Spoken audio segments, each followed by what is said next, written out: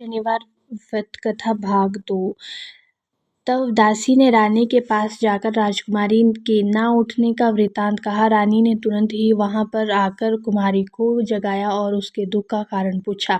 तो कुमारी ने कहा कि माताजी, मैंने यह प्रण कर लिया है कि तेली के घर में जो चोर गया है उसी के साथ विवाह करूंगी। माता ने कहा, पगली, यह क्या कह रही है? तुमको किसी देश के राजा के साथ परणायो ब्याह जताएगा।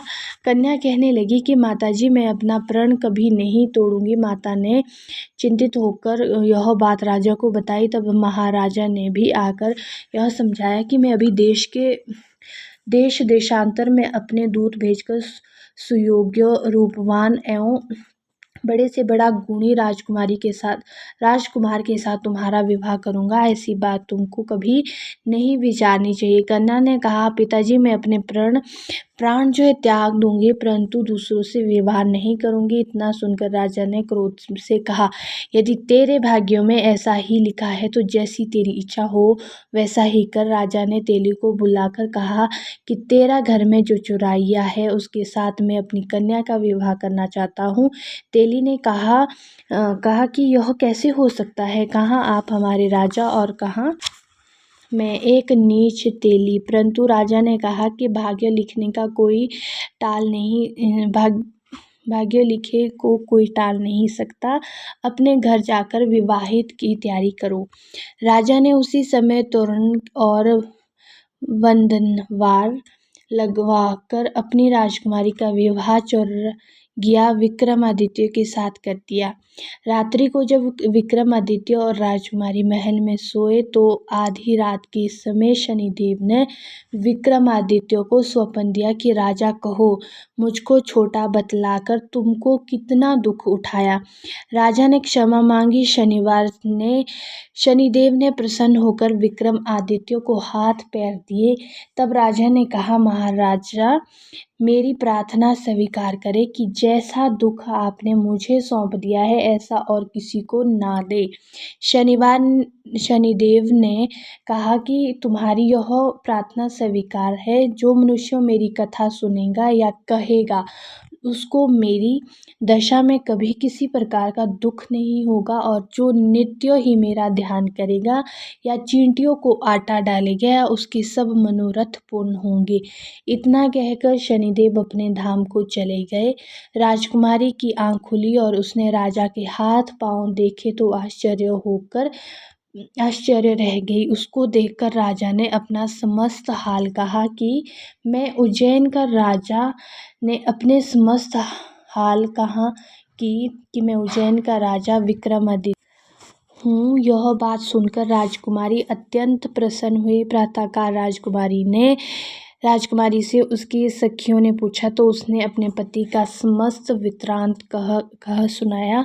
तब सबने प्रसन्नता प्रकट की और कहा कि ईश्वर ने आपकी मनोकामना पूर्ण कर दी।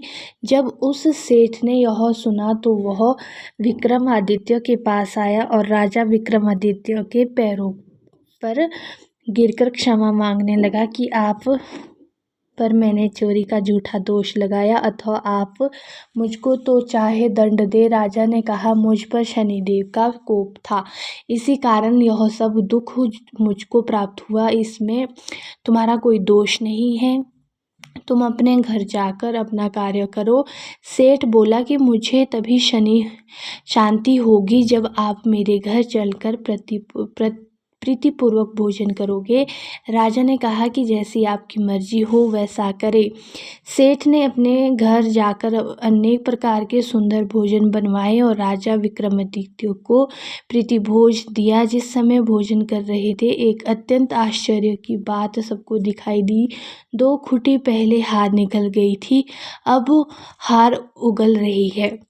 जब भोजन समाप्त हो गया तो सेठ ने हाथ जोड़कर बहुत सी मोहरें राजा को भेंट की और कहा कि मेरे श्रीकंवरी नामक कन्या है, उसका ग्रहण आप करें। इसके बाद सेठ ने अपनी कन्या का विवाह राजा के साथ कर दिया और बहुत सादान दहेज आदि दिया। इस प्रकार कुछ दिनों तक वहां निवास करने के पश्चात विक्रमादित्य ने शहर के राजा से कहा कि अब मेरी उज्जैन जाने की इच्छा है।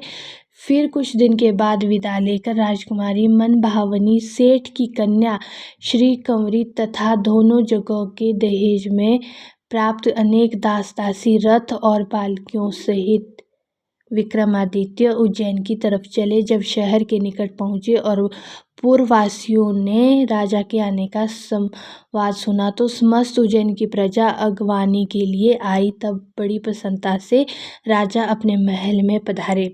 सारे शहर में बड़ा भारी महोत्सव मनाया गया और रात्रि को दीपमाला की गई। दूसरे दिन राजा ने शहर में यह सूचना कराई कि शनिश्चर देवता सब ग्रहों में सर्वोपरि है। मैंने इनको छोटा बतलाया, इसी से मुझको यह दुख प्राप्त हुआ।